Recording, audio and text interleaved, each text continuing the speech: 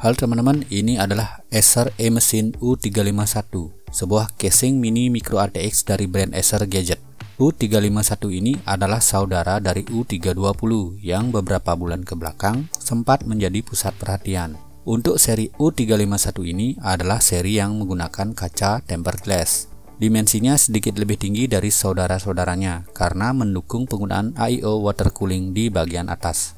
Pada bagian belakang terdapat ventilasi bulat serta ventilasi memanjang pada bagian bawahnya. Pada bagian depan juga terdapat lubang ventilasi memanjang secara vertikal. Untuk membuka tempered glass casing ini, kita harus membuka dua buah baut yang letaknya di belakang bagian atas. Setelah terbuka bautnya, pertama-tama kita harus membuka dulu tutup atas casing ini. Barulah kita bisa mengakses dua buah baut yang mengunci tempered glass casing ini. Usahakan dalam membuka tempered glass, sebaiknya casing dalam posisi tidur untuk menghindari jatuhnya kaca tempered glass secara tidak sengaja.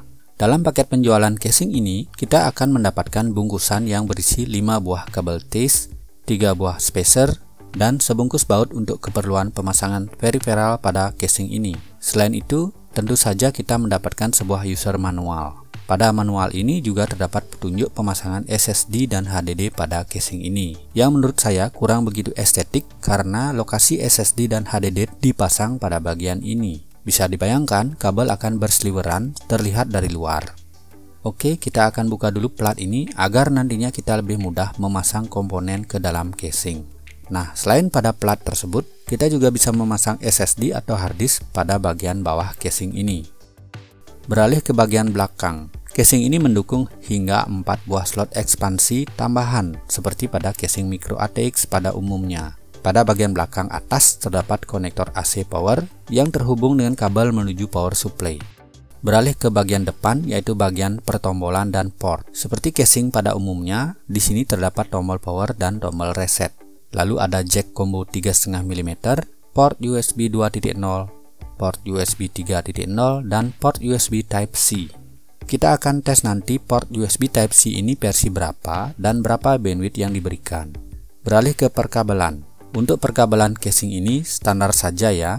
Lalu untuk konektornya ada konektor untuk front USB 3.0, front USB 2.0, konektor front audio, konektor untuk tombol dan power LED, dan konektor untuk daya AC yang akan terhubung dengan PSU. Berhubung PSU pada casing ini ada di depan. Untuk pemasangan fan, casing ini bisa dipasangi hingga 5 buah fan berukuran 120 mm dengan posisi 2 di bawah, 1 di belakang, dan 2 di atas. Yang di atas tentu saja bisa dipasangi fan apabila kita tidak menggunakan AIO water cooling. Oke, untuk mencoba casing ini saya akan memasang beberapa komponen yang dapat memperlihatkan potensi maksimal dari casing ini, seperti Mobo M-ATX dengan 4 slot RAM, sebuah VGA yang walaupun tidak terlalu besar namun cukup untuk membuat ruang di casing ini menjadi sempit, dan sebuah AIO water cooling 240 mm.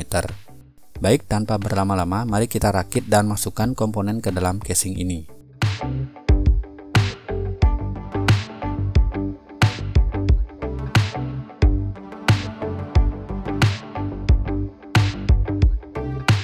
Untuk power supply, di sini saya menggunakan PSU ukuran biasa, yaitu PSU ATX non modular.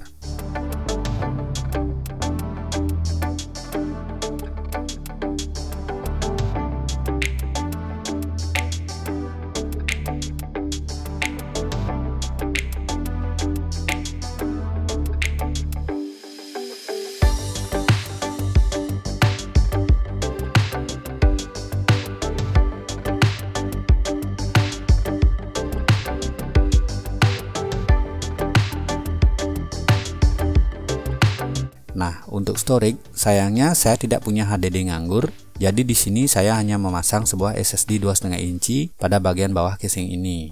Oh ya, untuk memasang SSD ini, terlebih dahulu kita pasang dulu kabel konektornya ya, barulah kemudian kita pasang baut, supaya nantinya nggak kesulitan memasang konektor karena ruang yang sangat sempit. Setelah perkabelan pada Mobo terpasang, barulah kemudian kita pasang AIO water coolingnya. Di sini saya harus melepas RAM terlebih dahulu untuk memasang water cooling pada tempatnya. Profil RAM saya cukup tinggi sehingga kepentok.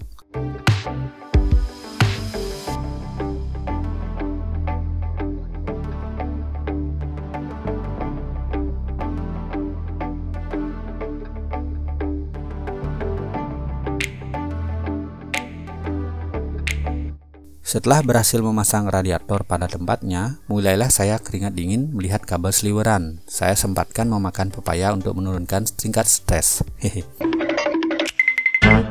Oke, lanjut pasang kepala water cooling ke prosesor.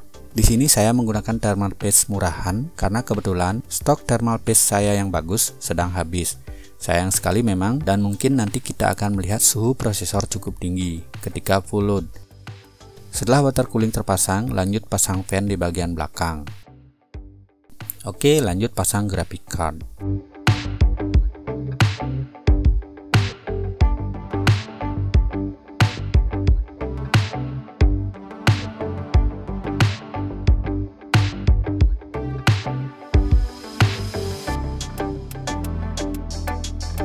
Seperti yang teman-teman lihat, masih banyak ruang terbuka di samping graphic card. Dan memang pada deskripsi toko disebutkan support graphic card panjangnya hingga 35 cm.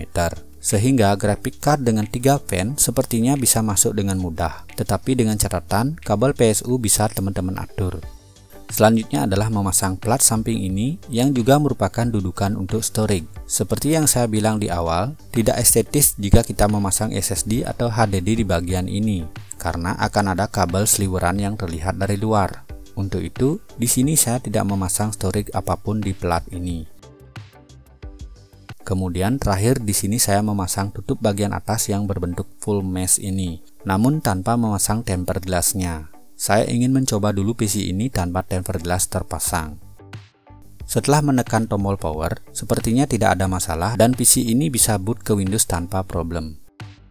Oke, berikut adalah tampilan casing ini setelah dirakit tanpa tempered glass.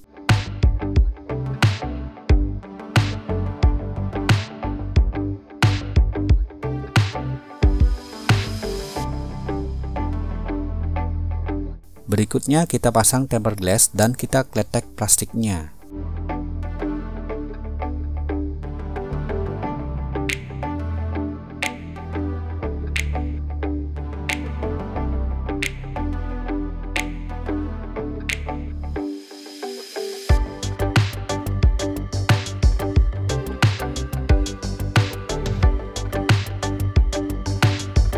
Seperti yang saya janjikan tadi di awal, kita akan coba tes port USB Type-C di casing ini. Setelah diuji, ternyata speednya nggak maksimal. Padahal pada Crystal Disk Info, SSD eksternal ini terbaca di full bandwidth SATA 600 alias SATA 3. Nah, ketika saya pasang di port USB 3.0 tipe A, hasilnya justru maksimal. Kemudian berikut adalah temperatur CPU saat melakukan benchmark CPU Z. Terlihat suhu maksimum Core i5 11400F yang terpasang di sini ada di angka 78 derajat.